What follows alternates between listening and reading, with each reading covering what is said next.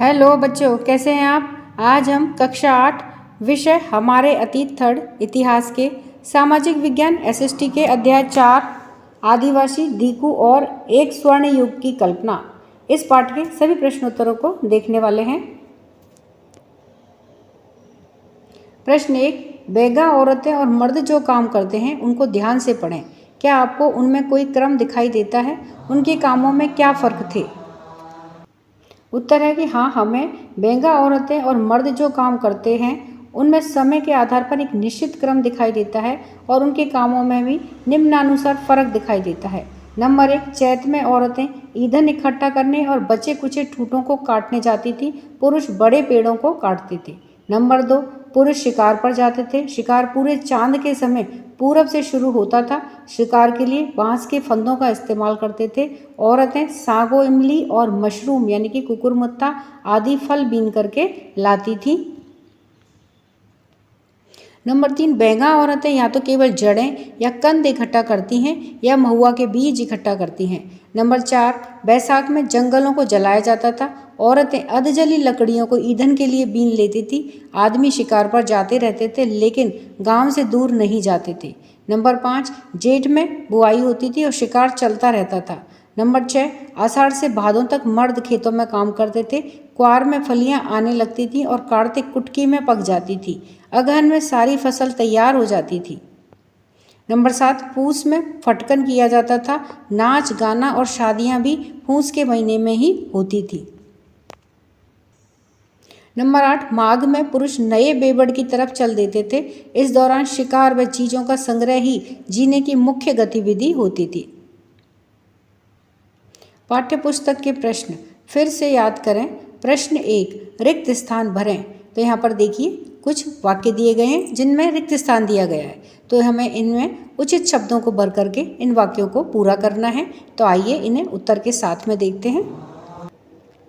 उत्तर है क का, अंग्रेजों ने आदिवासियों को जंगली और बर्बर के रूप में वर्णित किया। ख है, झूम खेती में बीज बोने के तरीकों को छितराना कहा जाता है।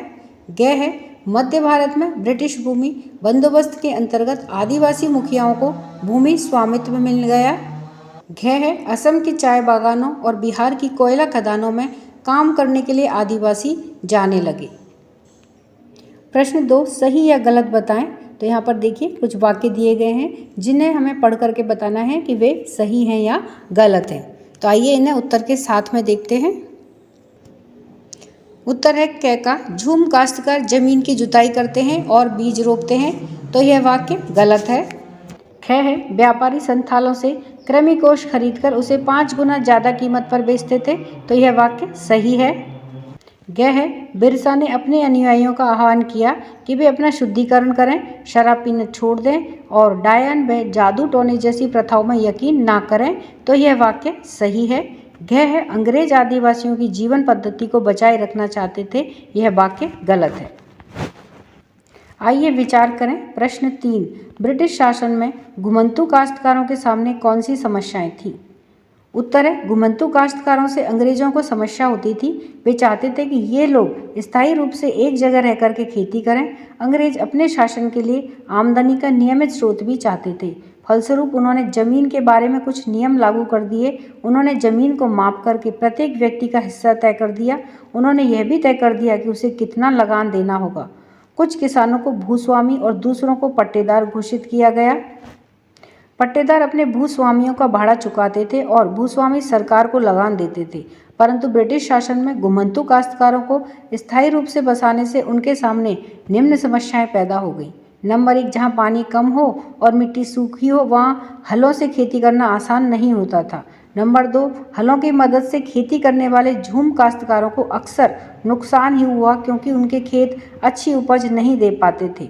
नंबर 3, अच्छी उपज नहीं होने पर वे लगान नहीं चुका पाते थे। प्रश्न 4, औपनिवेशिक शासन के तहत आदिवासी मुखियाओं की ताकत में क्या बदलाव आए? उत्तर है, औपनिवेशिक शासन के तहत आदिवासी मुखियाओं के कामकाज और अधिकार बदल गए थे। उन्हें कई कई गांवों पर जमीन का मालिकाना तो मिला रहा लेकिन उनकी शासकीय शक्तियां छिन गई और उन्हें ब्रिटिश अधिकारियों के द्वारा बनाए गए नियमों को मानने के लिए बाध्य कर दिया। उन्हें अंग्रेजों को नजराना देना पड़ता था। अब अंग्रेजों के प्रतिनिधि की हैसियत से उन्हें अपने समूह को अनुशासन में रखना होता था। पहले उनके पास जो ताकत थी वह अब नहीं रही। वे परंपरागत काम को करने से लाचार हो गए। प्रश्न 5, दीकुओं से आदिवासियों के गुस्से के क्या कारण थे? उत्तर है दीकू का अर्थ है बाहरी लोग। आदिवासी लोग मिशनरी, महाजन, हिंदू भूस्वामियों तथा अंग्रेज अधिकारियों को दीकू अर्थात बाहरी लोग मानते थे। दीकुओं से आदिवासियों के गुस्से के प्रमुख कारण निम्नलिखित थे। नंबर 1, उनका मानना था कि मिशनरीज और हिंदू जमींदार मुंडा जीवन शैली को नष्ट कर रहे थे। नंबर 2, रेशम के व्यापारी बिचौलिए अपने एजेंटों को भेज करके आदिवासियों को कर्ज दे देते और उनके कृमि कोशों को कम कीमत पर खरीद करके ऊंची दरों पर बेचते थे और जम करके मुनाफा कमाते थे, लेकिन रेशम उत्पादकों को बहुत मामूली फायदा मिलता था। नंबर 3, काम की तलाश में घर से दूर जाने वाले आदिवासियों को खनन उद्योग तथा असम के चाय बागानों और झारखंड की कोयला खदानों में काम करने के लिए बड़ी संख्या में ठेकेदारों के मार्फत भर्ती किया जाता था। ये ठेकेदार न केवल उन्हें बहुत कम वेतन देते थे और उनका शोषण करते थे, बल्कि उन्हें वापस घर भी लौटने नहीं देते थे। प्रश्न 6, बिरसा की कल्पना में स्वर्ण युग किस तरह का था? आपकी राय में यह कल्पना लोगों को इतनी आकर्षक क्यों लग रही थी? उत्तर है बिरसा की कल्पना में स्वर्ण युग ऐसा था जिसमें नंबर 1, मुंडा लोग अच्छा जीवन जीते थे। नंबर 2, तटबंध बनाते थे, कुदरती झरनों को नियंत्रित करते थे। नंबर 3, पेड़ और बाग लगाते थे। नंबर 4, पेट पालने के लिए खेती करते थे। नंबर 5, अपने बिरादरों और रिश्तेदारों का खून नहीं बहाते थे। नंबर 6, ईमानदारी से जीते थे। नंबर 7, एक जगह टिक करके अपनी जमीन पर खेती करें और अपने खेतों में काम करते थे। हमारी राय में यह कल्पना लोगों को इसलिए आकर्षक लग रही थी क्योंकि वे लोग मिशनरियों, महाजनों, हिंदू भूस्वामियों और अंग्रेजों यानी कि सरकार से परेशान थे, क्योंकि वे लोग इन्हीं ताकतों को मुंडाओं की सारी समस्याओं व कष्टों का स्रोत मानते थे, क्योंकि अंग्रेजों की गलत भूनीतियाँ उनकी परंपरागत भूमि व्यवस्था को नष्ट कर रही थी। हिंदू भूस्वामी और महाजन उनकी जमीन छीनते जा रहे थे और मिशनरी उनकी परंपरागत संस्कृति की आलोचना करते थे तथा बिरसा उन्हें इन ताकतों से मुक्त करा करके अपने नेतृत्व में मुंडा राज स्थापित करना चाहता था। आइए करके देखें। प्रश्न 7, अपने माता पिता, दोस्तों या शिक्षकों से बात करके 20वीं सदी के अन्य आदिवासी विद्रोहों के नायकों के नाम पता करें। उनकी कहानी अपने शब्दों में लिखें। उत्तर है जात्रा उराव झारखंड राज्य के छोटा नागपुर क्षेत्र का एक जनजातीय स्वतंत्रता सेनानी था। 1914 से 1919 के दौरान उनके नेतृत्व में अंग्रेज शासन के विरुद्ध एक आंदोलन चलाया गया। उन्होंने लोगों के बीच में फैले हुए अंधविश्वास और उनके शराब पीने की जमकर आलोचना की। उनके इस धार्मिक आंदोलन ने कर नहीं आंदोलन को जन्म दिया। जात्रा ने घोषणा की कि उनके अनुयायी ना तो जमींदारों की जमीन को जोतेंगे, ना ही कुली मजदूरों के रूप में काम करेंगे और ना ही सरकार के लिए काम करेंगे।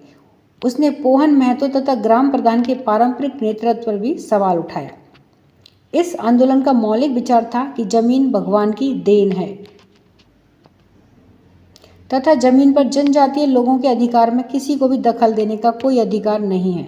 जात्रा को उनके प्रमुख शिष्यों के साथ में गिरफ्तार कर लिया गया। जेल से छूटने के बाद उन्होंने इस आंदोलन का नेतृत्व त्याग दिया और गांधी जी के संपर्क में आए। आइए कल्पना करें। प्रश्न 1, मान लीजिए कि आप 19वीं सदी के वन गांव में रहने वाले झूम काश्तकार हैं। आपको कहा गया है कि जहां आप पैदा हुए हैं अब वह जमीन आपकी नहीं मानी जाएगी। अंग्रेज अफसरों से मिलकर के आप अपनी समस्याओं के बारे में बताना चाहते हैं। आप उन्हें क्या बताएंगे? उत्तर है ऐसा होने पर हम अंग्रेजों का पुरजोर विरोध करेंगे। उनसे कहेंगे कि यह जमीन हमारे पुरखों के समय से ही हमारे पास है।